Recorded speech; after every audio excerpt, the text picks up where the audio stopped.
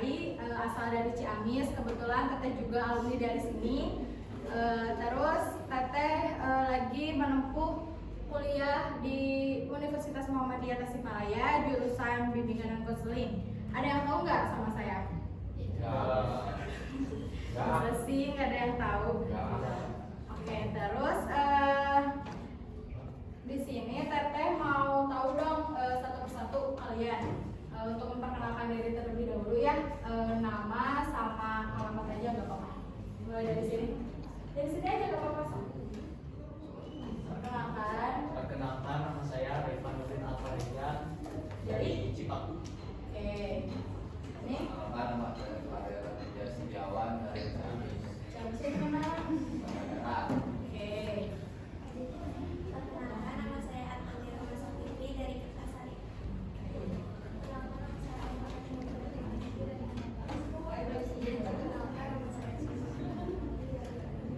Barikbik di mana? Oh, saya mah di spesialis Barikbik. Perkenalkan, nama saya Alfanya dari Sukamaju. Perkenalkan, nama saya Rizky dari Perkenalkan, nama saya Dina Sukarla dari Pemalang. Tiara dari 19.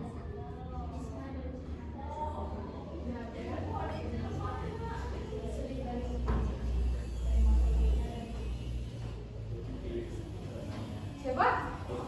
Lutfi. Dari saudaranya. Adi dari tadi Oke. Bener serius? dari Managara. Oke.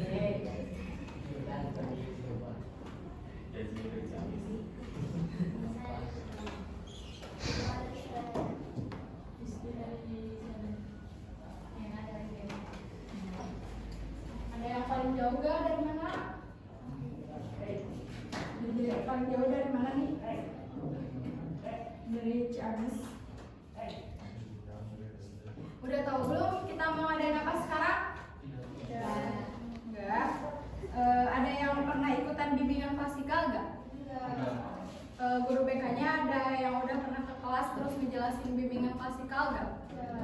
Ada. Yaudah, Teteh jelasin dulu ya. Bimbingan klasikal itu salah satu layanan dasar bimbingan yang dirancang agar konselor untuk melakukan kontak langsung dengan para peserta didik. Jadi saya tuh sebagai konselor atau guru bimbingan dan konseling, jadi menjelaskan nih kepada peserta didik teh apa sih yang harus apa yang harus dicapai. Nah, terus Teteh juga sekarang mau ngambil temanya tentang perencanaan karir. Ada yang tahu nggak perencanaan karir itu apa? Bisa cunghen, nanti Teteh kasih sesuatu nih. Ada yang tahu nggak? Perencanaan karir. Apa sih perencanaan karir? Masa depan. Cunghen. Perencanaan karir itu apa? Ada yang tahu nggak? Sok cepat. Kamu mau? Cepat, mau nggak? Sok, ada yang tahu nggak perencanaan karir itu apa? Nih dikasih clue sama Teteh. Clue-nya merencanakan. Nah. Ada yang tahu nggak? Sok cepat, ada dikasih sesuatu nih sama Teteh. Perencanaan karir. Tahu gak? Ada yang tahu gak? Yaudah tuh, kita ice breaking dulu aja ya, biar semuanya pada fokus nih. Udah tahu gak teman-temannya yang ada di sini? Walaupun lintas jurusan. Nanti kita adain ice breaking dulu ya. Berdiri semuanya.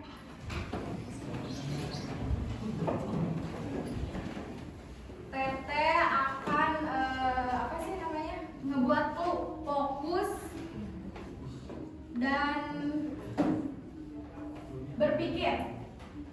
Nanti kalau Teteh ngucapin misalnya kepala, terus tapi Teteh pegangnya hidung gitu, ngerti gak? Ngerti gak? Misalnya Teh kepala, nah kalian harus pegang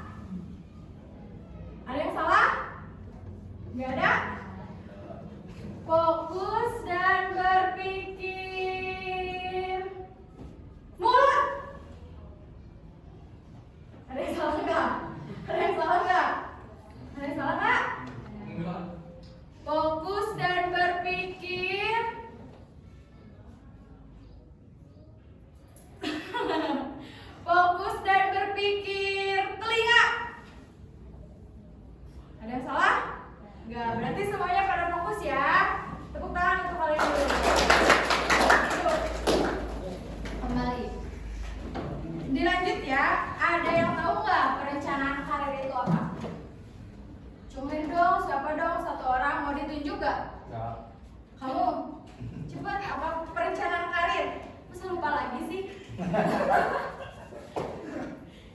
apa sih perencanaan karir?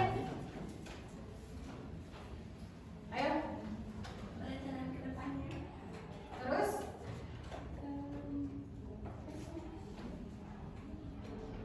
apa? Perencanaan karir.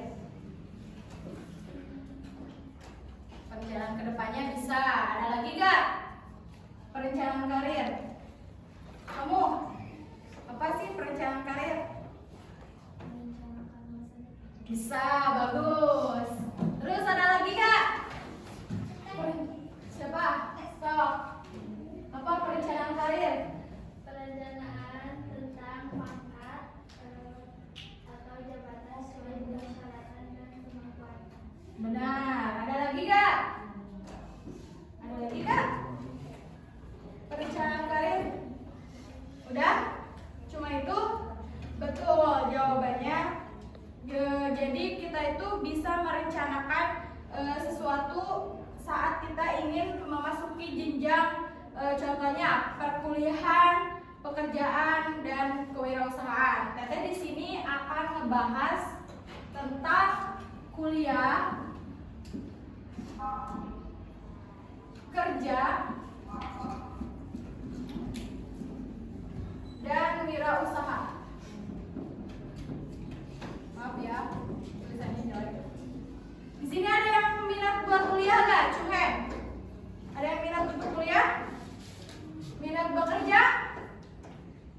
Ada nggak yang langsung ingin bekerja? Ada yang ingin membuat wirausaha? Ingin membuat perusahaan?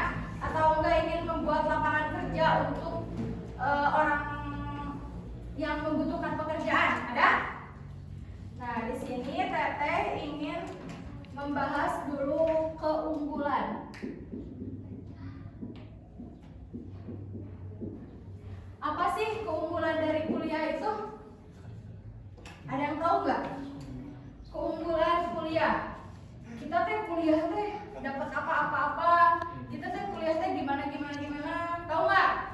Sebelum Teteh kasih tahu nih, ada yang tahu keunggulan dalam berkuliah? Bisa. Apa lagi? Ada yang tahu? Dapat jodoh bisa. Ada lagi kan? Iyalah, siapa tahu cinlok ya? Cinloknya sama dosen lagi soal. Misi ada loh di Teteh juga yang kayak gitu. Dosennya siapa tahu masih jomblo, terus jodoh sama kita. Yaudah Teteh bahas ya. Untuk yang pertama, dapat meningkatkan keterampilan dan pengetahuan. Jadi kita di dalam berkuliah itu bisa mendapatkan ilmu ya, yang pertama. Terus dapat meningkatkan pengetahuan yang kita cuma belajar IPA, IPS ya di sekolah. Jadi kita tuh bisa mengenal lebih dalam karakter apa ya?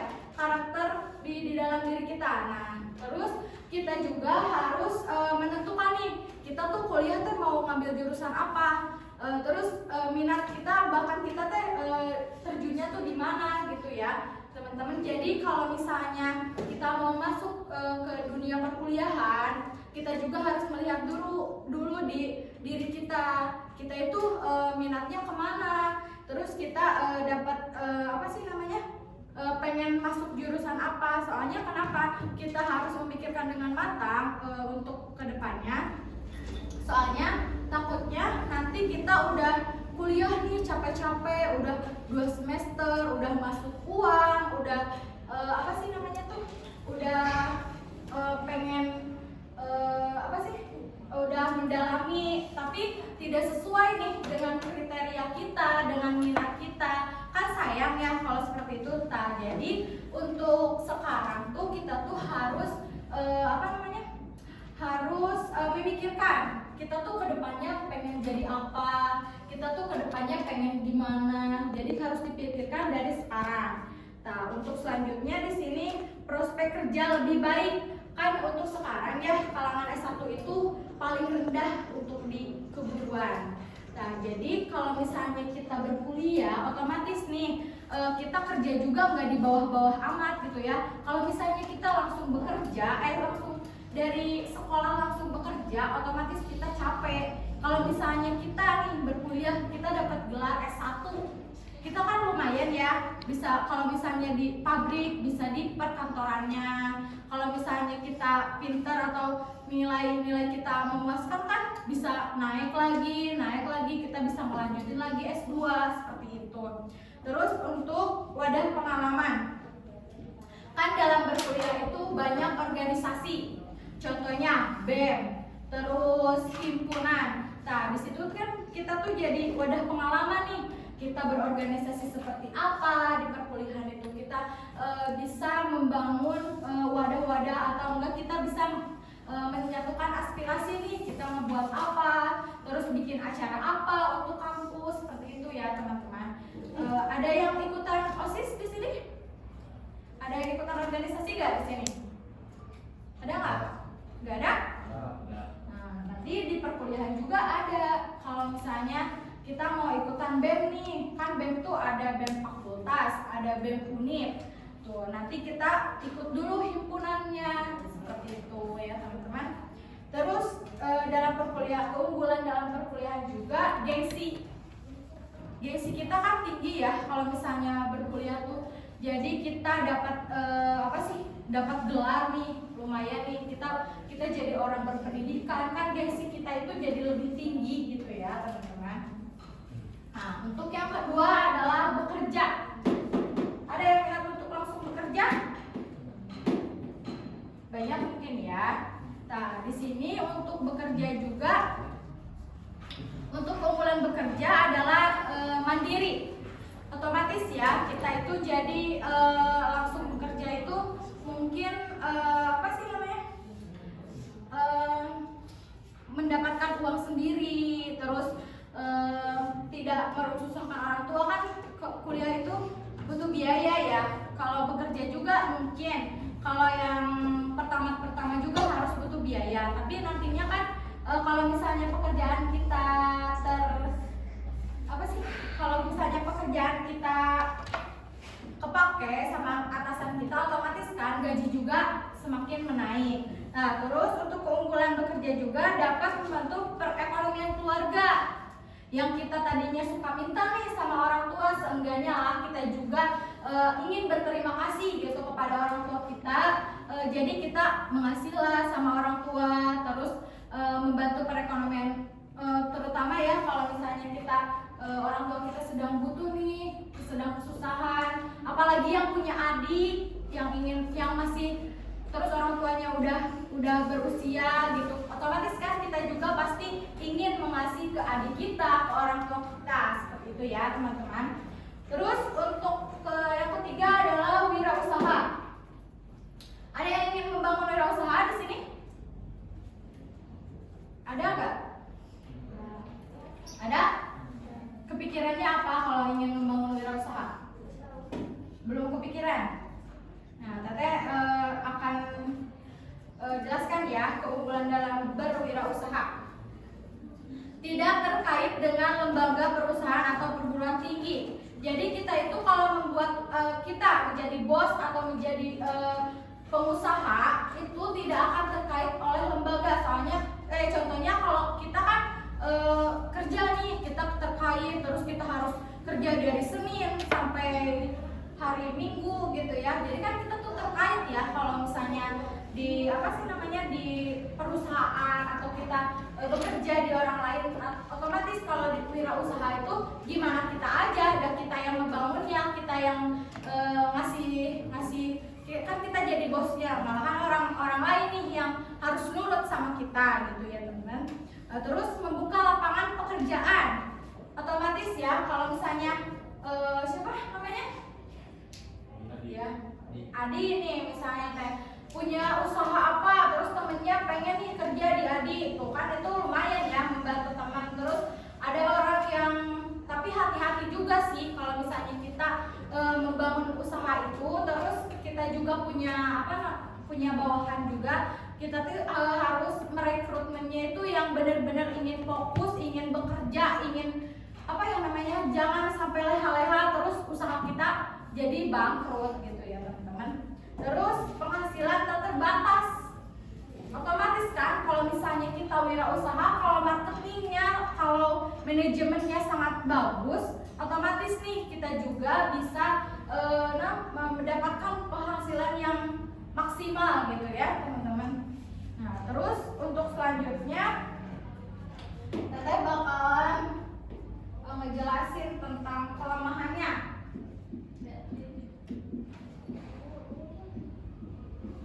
Apa sih kelemahan dalam berkuliah? Ada yang tahu nggak? Betul, yang pertama adalah biaya. Otomatis ya, contohnya nih, Teteh semaksimal mungkin lah kita harus ngambil dulu ke negeri. Soalnya apa? Kalau swasta itu sedikit-sedikit uang kayak gitu ya. Contohnya Teteh, tapi kalau misalnya di negeri pasti dilihat dulu dari penghasilan orang tua. Udah ada yang pernah ngejelasin belum tentang ini? Tentang sekolah ke negeri atau ke swasta? Belum dijelasin sama Bika ya? Ya kalau misalnya ke negeri itu pasti dilihat dulu dari situasi dan kondisi orang tua. Kalau masuk swasta semua sama rata. Jadi kalau misalnya di negeri itu pasti ada UKT kan, sama di swasta juga ada UKT. Cuma UKT-nya itu mau yang kaya, mau yang biasa aja, sama rata. Kecuali gimana pendaftaran. Misalnya kalau di Universitas itu ada gelombang 1, gelombang 2, gelombang 3 itu tuh cuma beda 100.000 kalau nggak salah. Nah, otomatis kalau di negeri, kalau misalnya kita nih punya orang tuanya PNS dua-duanya, otomatis dia itu pasti lebih tinggi bayarannya. Kalau misalnya di Teteh mah sama rata, misalnya ya Teteh 5 juta nih per semester. Terus 5 juta kayak gitu. Kalau misalnya di negeri biasanya gimana perekonomian kita, kan lumayan ya. Di swasta juga ada kartu Indonesia Pintar KIP, di negeri juga ada. Kalau misalnya di negeri itu teman Teteh jadi kayak dibayar gitu sama unitnya tuh, cuma bayar UKT aja kayaknya. Seperti itu teman-teman. Ada yang ingin ditanyakan dulu sampai sini? Ada nggak? Nah, lanjut ya. Di sini Teteh mau jelasin kelemahan dalam bekerja. Di sini ada prospek kerja kurang bagus karena mungkin keluar dari SMA langsung kerja, otomatis kita kerjanya capek. Kalau misalnya kita pengen kerjanya enak, di mana-mana juga kerja tuh gak ada yang enak ya. Cuma mungkin kalau misalnya kita keluar dari SMA nih langsung kerja, otomatis di paling bawah ya, di paling bawah gitu. Misalnya kalau di pabrik nih kita kerja jadi bawahan, jadi di packing, di kayak gitu ya. Sedangkan kan kalau misalnya di perkuliah, kalau kita kuliah dulu dapat gelar S1 mungkin kita di kantornya, seperti itu ya teman-teman. Terus Teteh mau ngejelasin kelemahan dalam berwirausaha. Di sini yang pertama ada membutuhkan modal. Otomatis kita harus mempunyai modal tinggi. Gimana kita pengen ngebangun usahanya. Misalnya kita pengen ngebangun usaha pabrik apa gitu. Kita juga harus dengan manajemennya, dengan apa sih namanya? Dengan pekerja-pekerjanya gitu ya. Nah, terus untuk yang kedua ada penghasilan tidak pasti. Kan di dalam wirausaha itu pasti ada naik turun ya.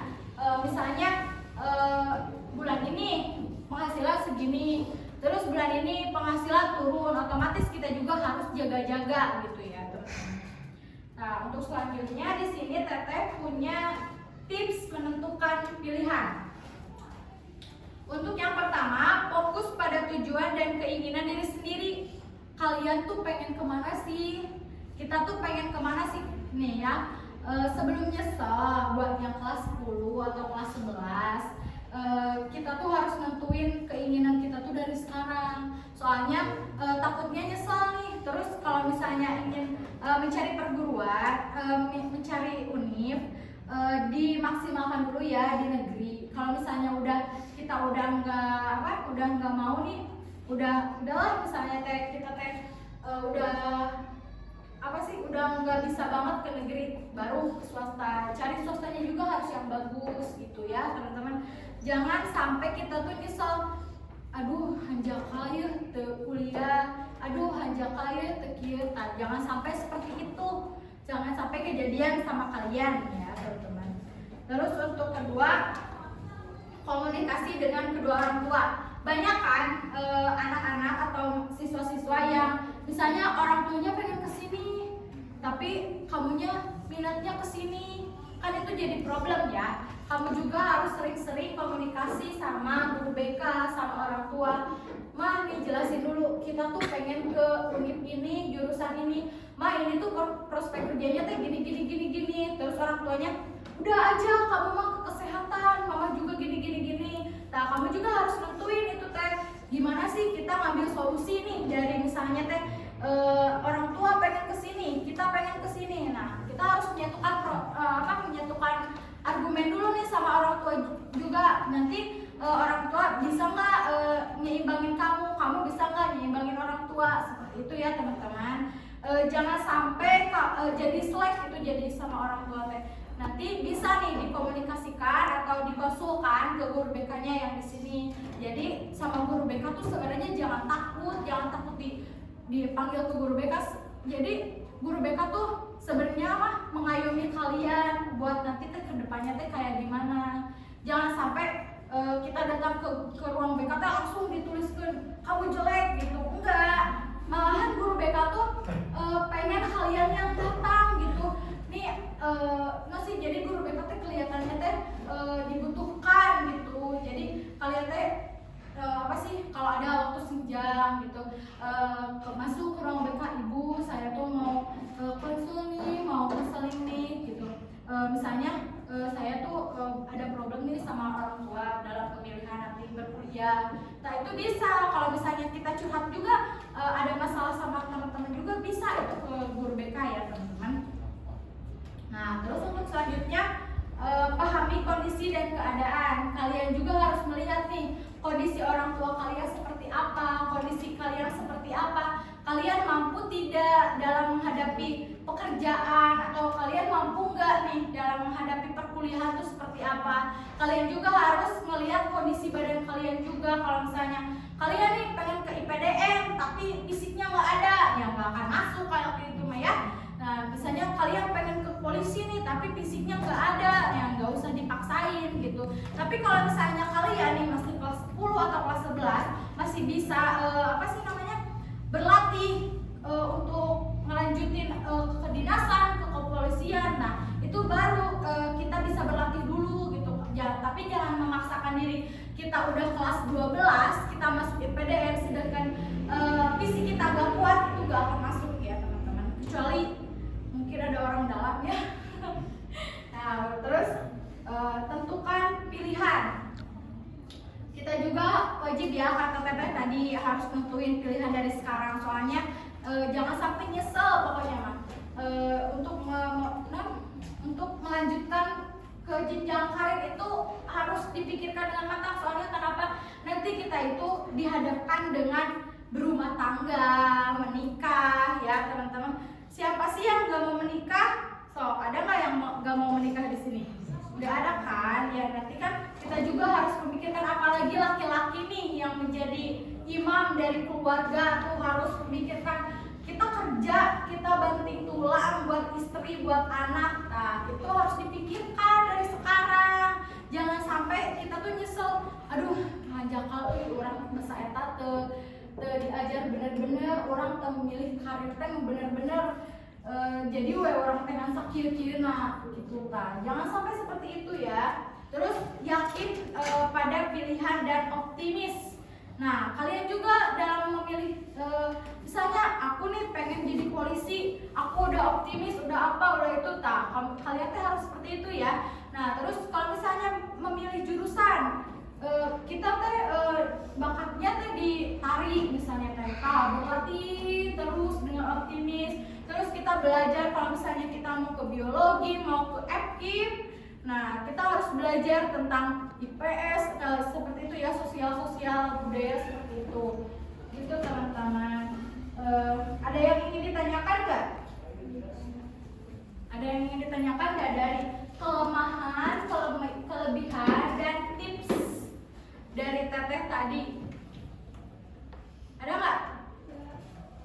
Gak ada.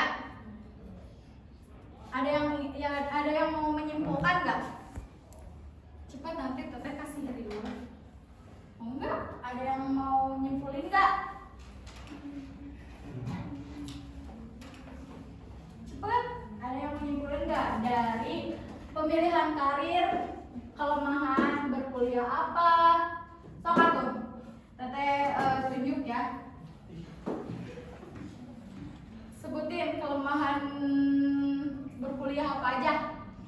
Yang kamu ketahui aja, jangan yang kayak teteh tadi. Udah tahu. Cepet apa?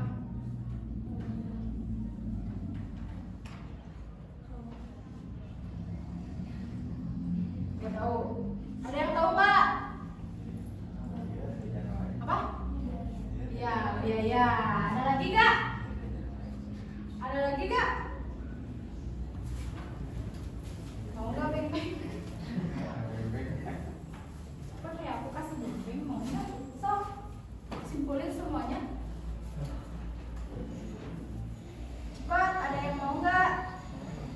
Cuhen. Sok satu ya.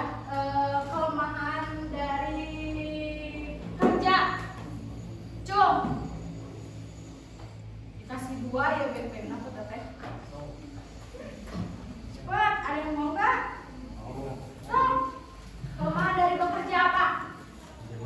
Tidak bisa sepakati. Terus? Udah. Apa aja? Jenuh. Terus? Tidak bisa sepakati. Ya karena kan diatur oleh perusahaan. Nih.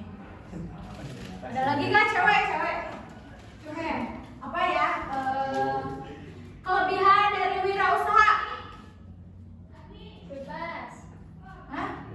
Terus apa lagi? Jangan 1, harus 3. Jadi makanya Apa sob? Punya penghasilan sendiri, bebas. Apa lagi? ada yang ngatur kapan jadi sadaya nanti cuma orang. Terus apa lagi yang lebih masuk akal? Udah. Nih. Udah berani juga aku peduli apa. Ada yang mau nyimpulin lagi dari semuanya?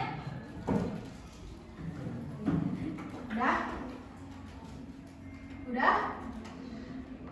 Ya mungkin bimbingan klasikal kali ini teteh cukupkan sekian. Kalau misalnya ada salah-salah mohon maaf ya, dan teteh juga masih belajar. Wassalamualaikum warahmatullahi wabarakatuh. Waalaikumsalam.